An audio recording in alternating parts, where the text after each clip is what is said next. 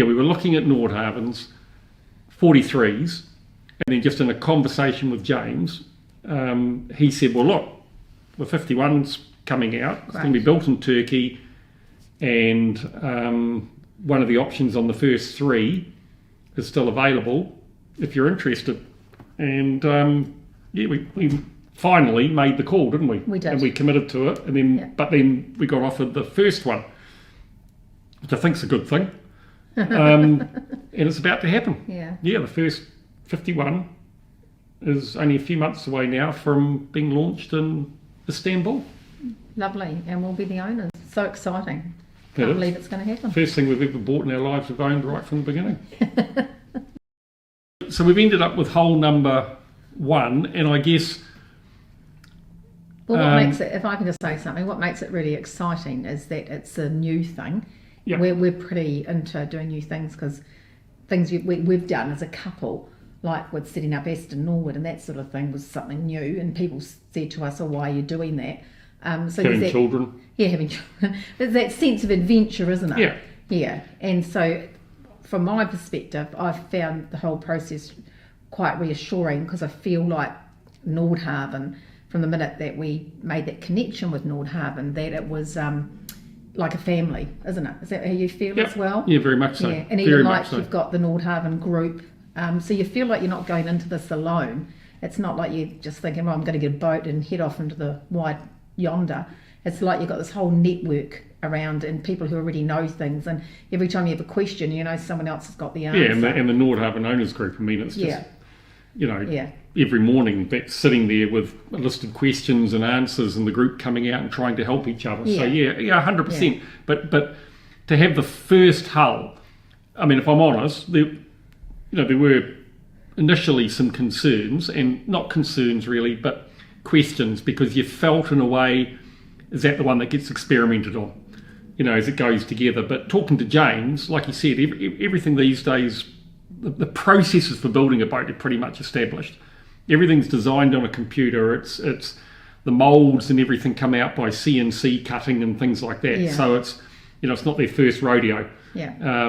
But if I'm honest, there is still that thought in my mind, if we ever come to sell it, is there a view out there that the very first one off the block is maybe not as attractive as others? But we've got no intention to sell it at this stage, so who cares? Yeah. And even though we have that thought, those thoughts have been put to rest a lot of the time when we're talking to Drew and to James, and that isn't it? But then also for me, probably, which is a little bit my personality, is overpowering that is probably the impatience in me. And are you impatient? Yeah, I think I'm pretty keen to I'm generally pretty keen to get on with things. I've never noticed that about you in 34 years. Yeah. Yeah, well, I mean, I just sort of think, the first boat's going to be the first boat. It's here sooner, so that was attractive, and it's exciting being part of the launch of the first Nordhavn 51 built in Istanbul.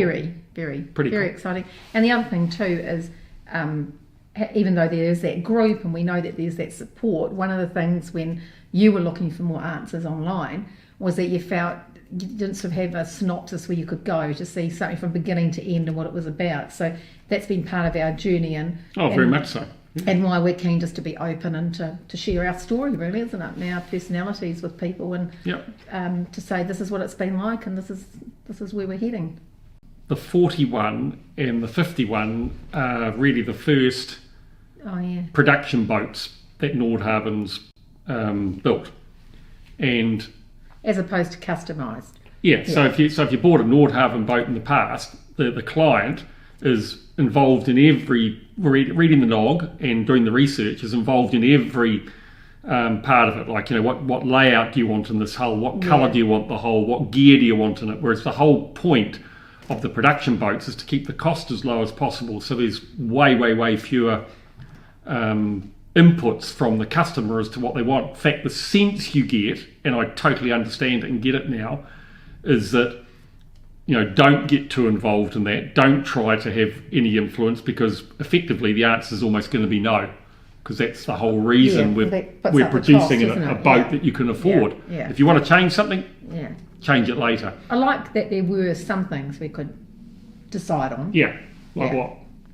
like the configuration in the rooms, you know, for the beds, and the seating. Yeah, and the third toilet that we didn't even know that, did we? Yeah. Actually, we found that out from somebody else. You can either have a day toilet or a cupboard.